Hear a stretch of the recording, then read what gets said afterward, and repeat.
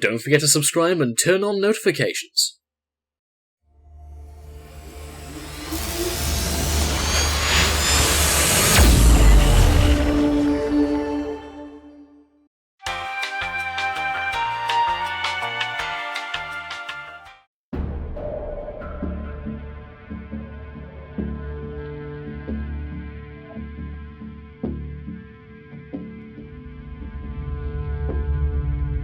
Number 5. Forthman Murff.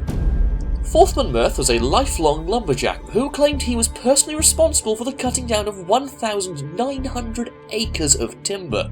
In May 1984, Murph was cutting down a tree by himself near his home in Gatman, Mississippi, when a branch fell from 80 feet up and hit him in the shoulder. The blow knocked him into a 10-foot ditch. Soon, another branch fell and broke his left leg and foot. Forthman was briefly knocked out. When he woke up, he discovered that he'd fallen on his chainsaw, which by the way was still running, and was busy cutting completely through his neck. The chainsaw had ripped through Murph's windpipe, esophagus, a lot of muscle, both external jugular veins and one internal jugular vein. The only structures keeping his head attached to his body were the spine, carotid arteries, and the meat at the back of his neck. Now standing on a broken leg and foot, blood began to pour into his lungs. Murph eventually got into his car, drove half a mile to a neighbour's house to get help, and he was eventually rushed to the hospital, where he received emergency surgery to quite literally reattach his head. Miraculously, Murph survived and lived a perfectly normal life, dying in 2003 at the age of 92. Number 4. Anatoli Bugorski. Anatole Barsky is a researcher at the Institute for High Energy Physics in Proton. In July 1978, Bugorski was checking a malfunctioning piece of equipment when an accident occurred due to failed safety mechanisms. As he was leaning over the piece of equipment, he stuck his head through part of the accelerator that the proton beam was running through.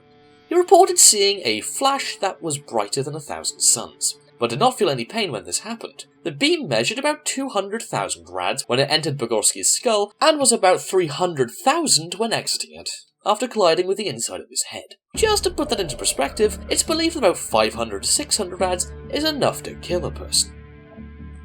The left half of Bugorski's face swelled up beyond recognition, and, over the next several days, started peeling off, showing the path that the proton beam which had burned through parts of his face, his bone, and the brain tissue underneath. Although Bugorski survived, miraculously, he completely lost hearing in his left ear, and the left half of his face was frozen due to the destruction of nerves. Furthermore, the left half of his face does not age. Number 3. Truman Duncan. This story is of a railroad switchman named Truman Duncan, who amazingly survived a horrific injury which left him being cut in half. In 2006, Truman Duncan was riding along on the front of a train car, when all of a sudden he slipped. Duncan could not outrun the oncoming train, and as a result, the train swept him under, ripping him in half. One leg was attached to his upper body by just one lone muscle. The other was mashed up in the wheels.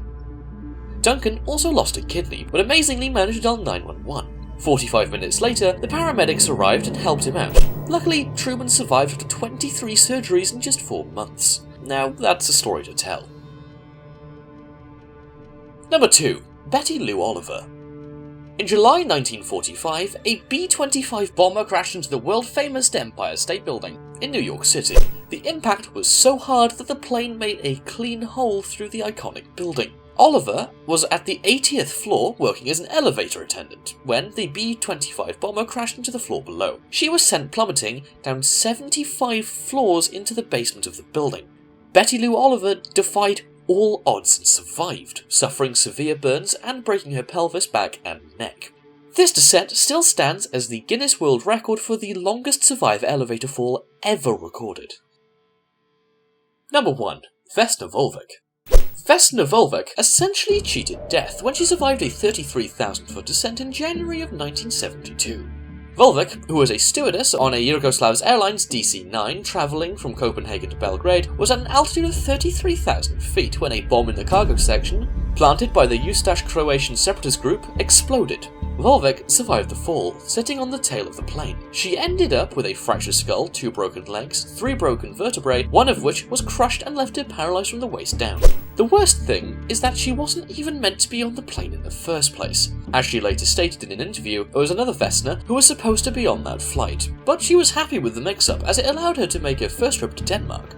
Vulovic spent several months in and out of hospitals and had several operations which allowed her to walk again.